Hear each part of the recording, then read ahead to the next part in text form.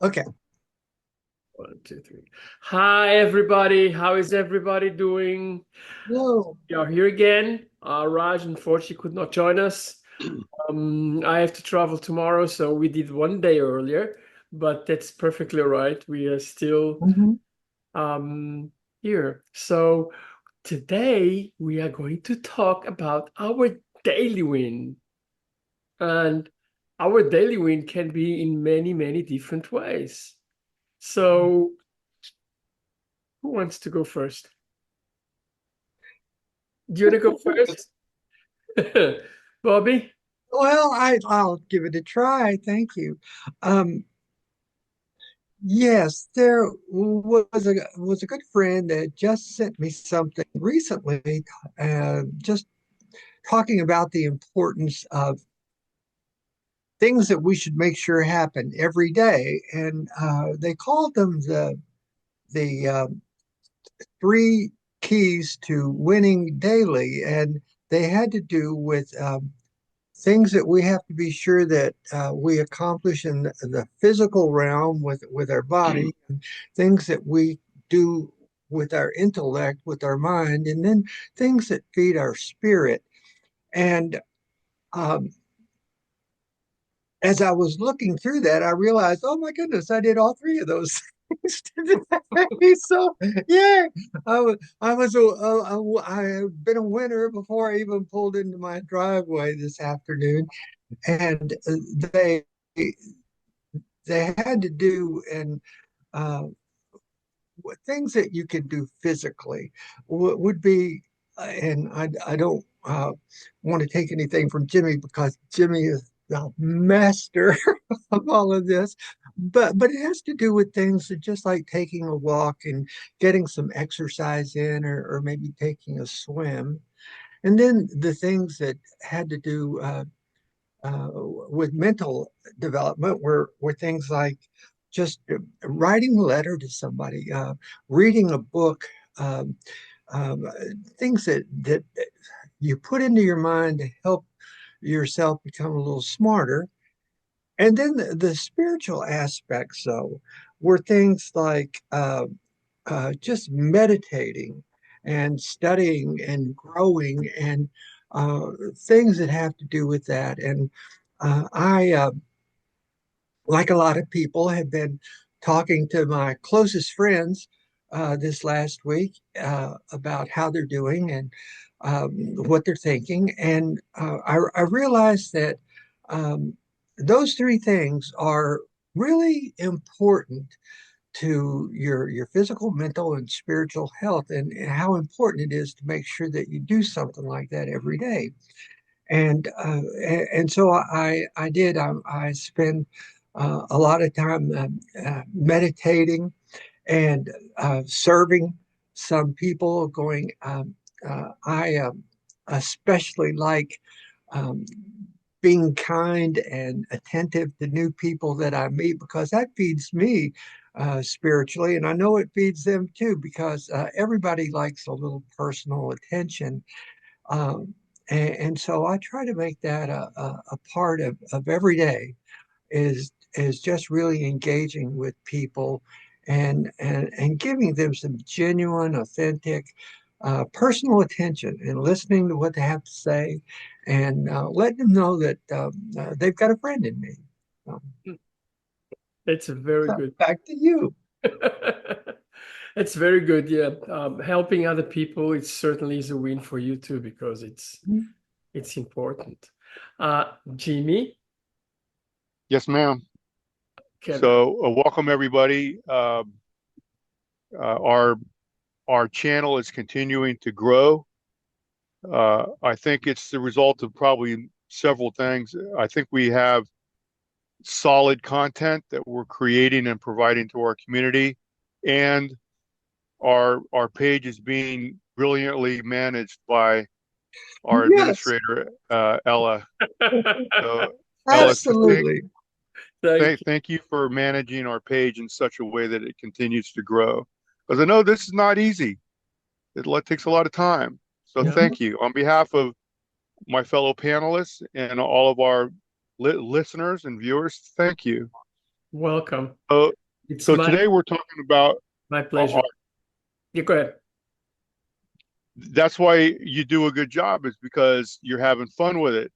Yeah. And uh, that's what I tell young people when they, I ask them, what do you want to do? How do you want to contribute to the planet and earn yourself an income? And they say, I don't know. And I always ask them, well, what are your hobbies? When you're talking to your friends, what do you talk about? Turn that into a job. So Mhm. Ella is an excellent computer person. She enjoys it and she enjoys working with other people. That's why she does the managing of our page, and it's a pleasure for her. It's not a chore. Thank you very A much. graphic artist too, I might add. It's Yeah, very many talented. very very talented. That's right. I don't know if So so I like what I'm doing, so and I think I really do believe in trans gurus because I think we're doing something really nice, and I had to learn like everybody else, from the beginning. But that's where we go. Always uh, better. Aristotle, who was one of the more famous philosophers, said, "You learn how to play the flute by playing the flute." Absolutely. That's profound. So so today we're talking about our daily wins. And win in the sense of our daily improvements to ourselves. Mhm. So we want to adapt a lifestyle that every day that passes, we wake up the next day a new and improved version of ourselves, Mhm. physically, mentally, spiritually, financially, our soul, our life experiences, our comfort zone continues to grow exponentially. And that's in essence what all these videos are about, is to not only promote self-improvement, individual growth as a human. So there's three components to the human experience: the mind, the body, the spirit.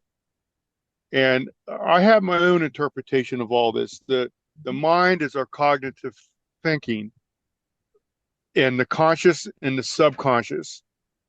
And not to get too far out there, but there's what's known as in Sanskrit the Akasha, Mhm. and the Akasha is the term used to describe the storage of information in the ethers of the universe. So that information is available. The key to unlock that information is to vibrate at this frequency at which this information is stored, and then it'll flow through you. And I always wondered years ago, I'm listening to Zig Ziglar uh, or other people that are giving lectures, and like they have no notes or just stuff just coming off the top of their head, but they're vibrating at the same frequency where this information is stored. So they're a conduit, so to speak. Les Brown comes to mind. Les Brown, Google Les Brown. Listen to one of his uh, presentations when he's got a live audience in front of him. Just spectacular motivational speaker. And then we have the physical component of that's our body. And I often think when I'm thinking about this is like Stephen Hawking, probably one of the more brilliant people that was ever born. So, but he had everyone's given the same amount of eggs in baskets, so to speak. But he had all his eggs in his intellectual, his mental capacity. His body wouldn't function. The man had a spirit too, but so we want to try to balance the eggs in all three of these baskets: mind, body, and spirit. And our body is the vehicle for our brain, and I like to ride in a fine carriage. Mhm. So again, I'm at the top level of the parking garage at a gym here in Fort Lauderdale. Mhm. So My body is the vehicle for my mind, and I like to ride in a fine carriage. And then our spirit. Um, so our out of all three of these modalities, I think our spirit is infinite. Our mind has, I do believe, some limitations to it. Our body has some limitations to it. Maybe, maybe not. I'm not sure. But I do know that when I go to the gym, I can only pick up so much weight, no matter how hard I try to pick up more. Eventually, I'll get there, but it's step by step.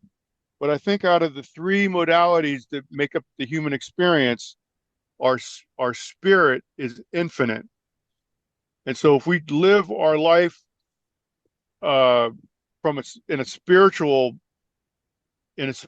way, our existence will become more limitless.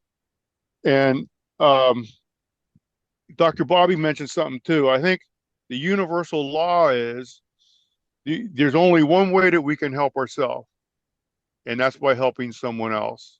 Mm. Ella. Yeah, absolutely.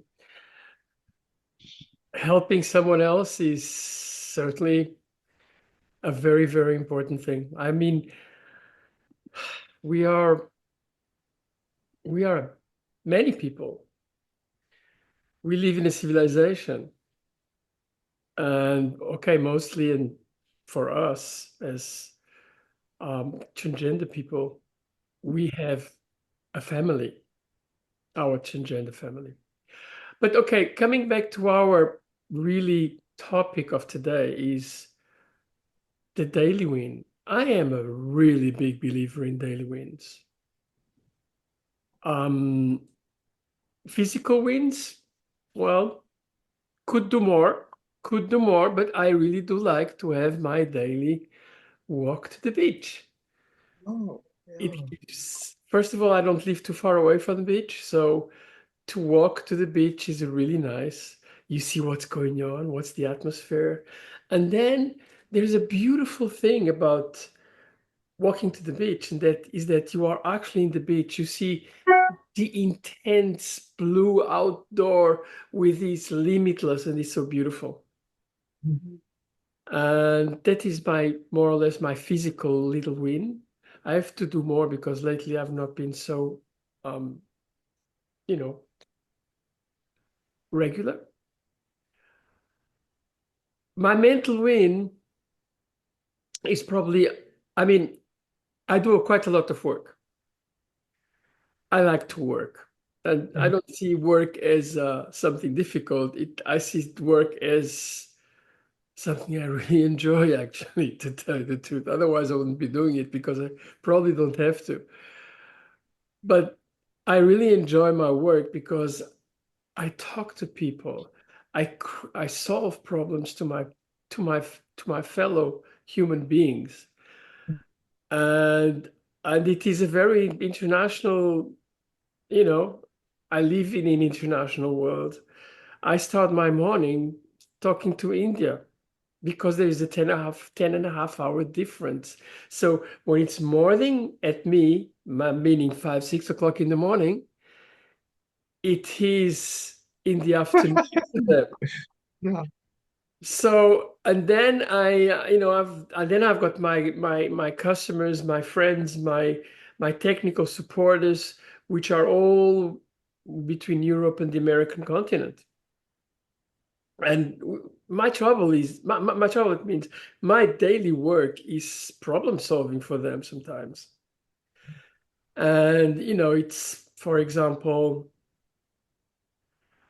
I've got a generator in Brazil, which is a huge generator, and we have to find the right parts and get the right technical support and for this generator because it was actually it's a generator which was made in China, and let's put it this way, it's a little bit of an issue.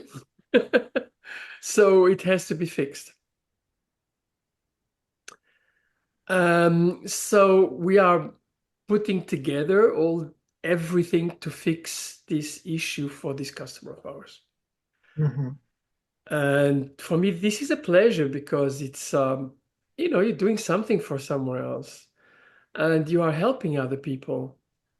I mean, this is a huge generator, 350 megawatts. It gives enough energy for over 3 million people, you know. So this is I'm my glad you said that because when you said generator, I wanted to make sure people knew you weren't talking about this Honda thing that you keep out in the backyard for when your lights go out. Yeah, you're talking about a generator that most of us will never see. yes, not many people have seen generators like this one. Yeah, yeah. It's pretty big. Um, and yes, I do have my spiritual 5 minutes. Sometimes it's more than 5 minutes. It's actually usually more than 5 minutes. It is that time where you sit down, you don't think about anything else, you close your eyes and you try to concentrate. I mean, that's one of the things I do. Try to concentrate on your breathing, on your existence. And so many things go through my head and my body, which are really quite amazing. Mhm. And I think that is part of, yeah, that's as well part of me. And I enjoy that a lot. um, Sometimes I do that because I travel a lot. And when you are in a plane, even if there is a hell of a lot of noise because of background noise of the plane, and sometimes you don't know what kind of, you know, neighbors you're sitting with. But sometimes you're on a plane, I really like to have as well this relaxing moment. You're sitting, you're going with the flow of that plane, and you actually have a interact. You're thinking about yourself.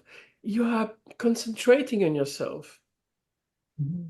and you are actually, just a being in the middle of the air and enjoying that. Um, or trying to enjoy it. Usually it isn't enjoying it unless, we've got some kind of turbulence on the way, which Mhm. sometimes when I tell you I don't like it. But it happens sometimes. No, but all these things are these daily wins that I try to do. And then I've got other things like it's not spiritual, it's not, it's just kind of playing with something or uh, looking at the computer, achieving a new way of working and organizing myself, getting through my to-do list and say, yes, yes, yes, everything's done. And putting the next things forward. All these things are little to-dos, but they mean a lot. They mean a lot. I mean, you know, yes, I was probably, 18 or 20 years old one day, many, many, many years ago. I didn't have the time. I didn't want to wait. I wanted to have everything now. It was my right to think about like that because I was immature and I didn't know exactly what, you know, how to actually enjoy the moment of getting there. It's something I've learned in the meantime. It's something that, yes, you have a hell of a lot sometimes of anxiety because things are not going the way you want to, or because they just didn't fall down the way you wanted to. But you know, that's part of the learning. Mhm. That's part of achieving. Sometimes a setback is the best thing that can happen. You know, Mhm. sometimes we need setbacks. to appreciate how better we'll be afterwards, and to enjoy your daily win, because there are some small wins and there are some big ones. But it's like everything. 90% sweat, 10% falling down on getting everything. And that's always been like that. It's 90% work and 10% of pleasure and getting everything. That's the way I feel about it. But yeah, my daily wins are actually, well, I count them regularly and I follow them regularly, and I'm very proud of of my achievement. That's life. Bobby, you look like Right. you want Oh, to. well, you all have given me so much. You're talking about setbacks. And it reminds me of my favorite quote from Mother Teresa is this. It's like, I know God won't give me more than I can handle. I just wish he didn't trust me so much. You know, so it's like, yeah, I know the feeling. And there's probably a lot of people that are feeling like that. But um, as you were talking about the spiritual aspects, um, I know there's a lot of people giving it a really bad name right now, but in the New Testament, the book of James, James was a brother of Jesus. So, when he wanted to write a letter, it's like, I think I'll listen to this guy because he was very close. And James has a lot of things to say about spirituality and how faith without deeds is meaningless. And so I wanted to be sure to add that when we talk about spirituality, that it needs to lead to action. It needs to produce deeds, and James goes into pretty a lot of passion about how you don't really have any faith unless it manifests itself in deeds. And so I wanted to be sure to add that to part of the spiritual things that we do every day. Um, and there's another aspect too that I've learned from James, and he says, "Do any of you lack wisdom? Well, you should ask God for it, who gives generously without finding fault. And when you ask, believe that you're going to get it." And I was about 26 years old when I read that, uh, and I thought, if that's right, that is that's the most precious, valuable thing I may ever read. And so I did. I started begging for wisdom uh, every day since I was 26. And sure enough, um, you get answers and you get things to put in practice and you get deeds suggested that are a direct offspring of that faith that you're trying to develop. And so those things have really helped a lot with me because I can't tell you how many times I have begged for wisdom because I messed up big time. Like, I don't have a clue what the next right thing to do is, Mm, and begging to see the next right thing to do. And I just want to encourage everybody to try that because the promise is you'll get it without finding fault. And who doesn't need that? Uh, the other thing that you all reminded me of too that has to do with spirituality is um, my dad was a pharmacist and he had his own little drugstore in this coal mining town up in the Appalachian Mountains of Virginia. Uh, Never had more than 4,000 people. So it's a really think about Mayberry and Andy Griffith show. And that's my childhood. Uh, and I remember one day I was about 8 years old and I was back in the prescription department. And, he was working and everything and, glancing over at me every now and then. And he finished what he was working on and he came over to me. And there was a little swinging door to go into the prescription department. He knelt down beside me and pushed that door open.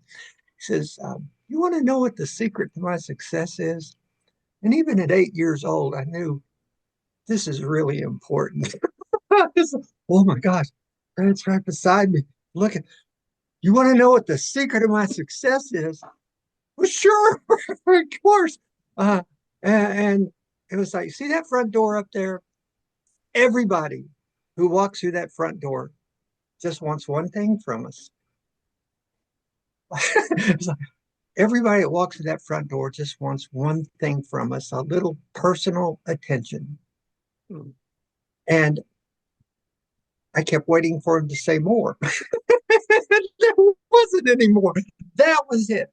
That was the secret to his success. Everybody that walked through that front door.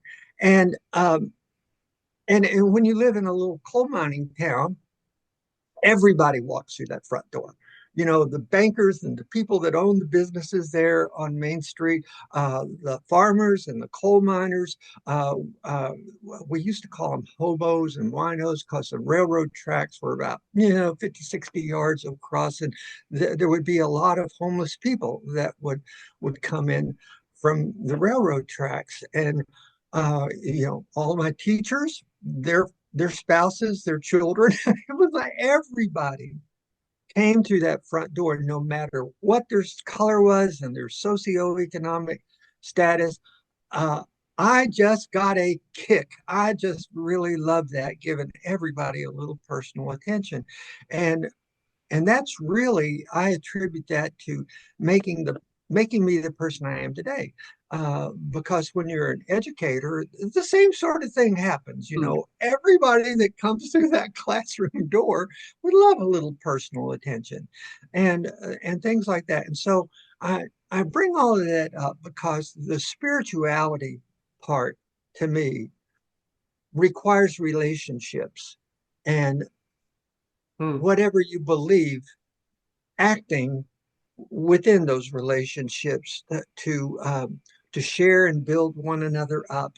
And I just wanted to mention that because, of course, things like meditating are important, and things like prayer are important, but your spirituality manifesting itself through deeds to another person, I think, is the gift I, I can give myself and somebody else every day. And so I wanted to just be sure to put that little twist on everything too. Not that the others aren't important, but it's just your spirituality needs to extend to Your fellow. personal attention. Yeah. Yeah, somebody else. Uh, I understand that very much. Mainly when we are dealing with our big, big family. Yeah. Jamie? I really like what I'm hearing, and that's what Bobby's father said. In essence, the only way to help yourself is to help someone else. Mhm. That's another way that could be interpreted. So the mind, body, and spirit, and how does that relate to a transgender person? So um, most of us, in one way or another, altered our physical appearance, and the idea of that is to achieve a higher level of congruence. So uh, when I look in the mirror, and how I try to explain to people that are genuinely interested in the transgender experience, I just basically say, when I look in the mirror, my brain expects to see a girl. So I've altered my body in such a way that that becomes a reality. So I'm now one step closer to achieving congruence. And when we can get kind of visualizing in your mind a herd of horses, and part of them are the mind, part of them are the body, and part of the herd is the spirit. If we can get all these horses running in the same direction, we've achieved a state of congruence. And in essence, there's no log jam. All the logs are floating down the river as in the most efficient way. Mm. And I know I had a hip replacement surgery back maybe 9 months ago or so, and it took me a long time to get back into my physical state that is matches my mind and my spirit. And just the last month or so, I felt like I'm back. I'm back. My mind, body, and spirit are all at 100%. All the horses are running in the same direction. That that that state of being uh, unleashes a tremendous amount of available horsepower. All of us have basically unlimited horsepower, but it's all caught up in a traffic jam. If you can get all the cars, all the horses, that's the analogy I use because everyone can visualize a herd of horses running through a pasture in Wyoming or something like that. Mm. All the horses running in the same direction. You watch something that's an awesome display of horsepower and grace, like birds, a flock of birds flying all in a pattern, Mm-hmm. school of fish. There's a tremendous amount of available horsepower to all of us if we can just get our mind, body, and spirit all on the same page, all flowing in the same direction. We can all live a life of abundance. And one other thing I wanted to mention, we need to live a life in such a way that cultivates this this this result. And again, expanding our comfort zone. Live a life, choose. It's the little decisions we make every day that are going to make a huge impact in our life because the little decisions we make every day add up to big decisions over time. So modify your routine to include uh, some type of physical exercise because we only got one shot at this. You Mm. know, this isn't a dress rehearsal. We only got one shot at this whole thing called the human experience in this particular body, in this particular realm. Who knows about reincarnation and all that? That's a whole nother, It's a whole nother theme. whole nother deal. Yeah.